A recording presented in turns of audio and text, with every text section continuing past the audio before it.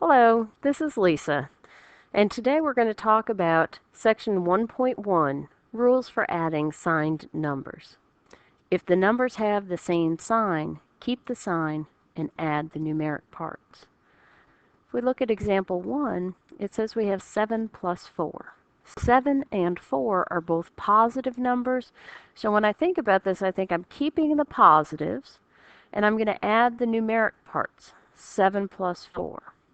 I get a positive. When I write my answer, I don't need the plus sign. But 7 plus 4 is 11. I know my answer is a positive 11.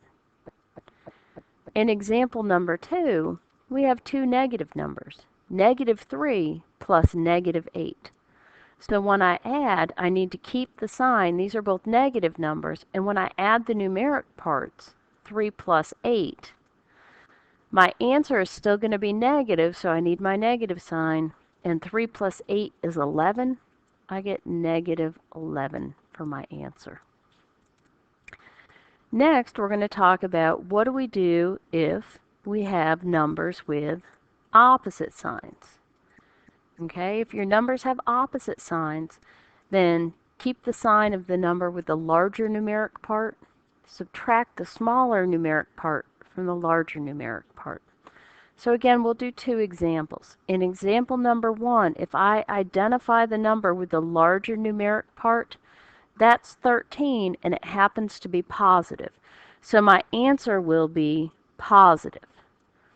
So when I do this, I'm going to have a positive answer, and I take the larger numeric minus the smaller numeric. 13 minus 7 is 6, and I said my answer was going to be positive 6.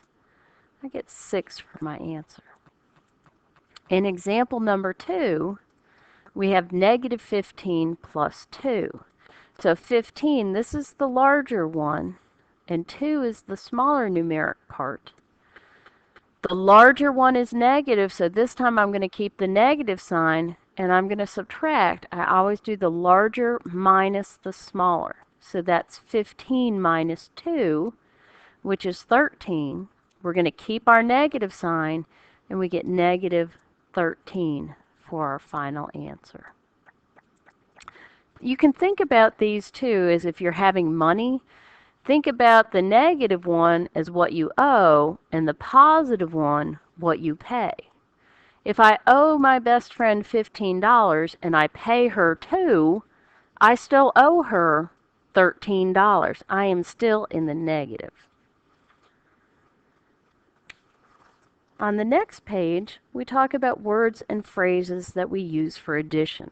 So this chart should be in your workbook. The words and phrases that we use for addition, the sum of, an example would be the sum of 3 and 8. And what we're going to do is where we see that word and, that's where we put the plus sign. Sum of tells us we're adding, and tells us where to put the plus. More than. 2 more than 12, again, that tells us that we're adding, so we're going to do 2 plus 12. Negative 5 plus 19 plus tells us where we add. Increased by. Increased by, that phrase tells me I'm adding. I have 8 plus 7. Added to. 9 is added to negative 2. The added 2 tells me where to put my plus sign, and I get 9 plus negative 2. Use the following phrase to write a numerical expression. 6 increased by 12. If you circle the words that tell you what operations to do, increased by is one of the phrases I use for addition. So I have 6 plus 12. My numbers, I'm just going to write down in numeric form, 6 plus 12. And now I've translated that phrase. There's my final answer. And in example 2, it says 8 is added to the sum of 9 and 3. So if I circle everything that's not a number and think about underlining all of my numbers, with addition I don't have to worry about what order they come in. I have 8, I have 9, and I have 3. Is added to tells me that I'm going to add, and that's where I put my plus sign. The sum of and tells me where I put the sum, or where I put my addition sign. So I have 8 plus 9 plus 3. Now, remember, I said order doesn't matter when you're adding.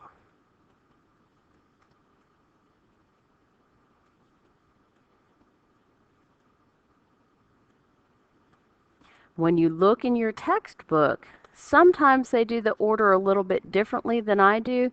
This would be the same problem. 8 plus 9 plus 3 is the same as 9 plus 3 plus 8. Doesn't matter whether I start with the 8 or whether I finish with the 8 when it's all addition. And this ends the video for section 1.1. At this point, you should do the homework for section 1.1 in your MyLabs Plus course. Good luck on the homework. See you in the next video.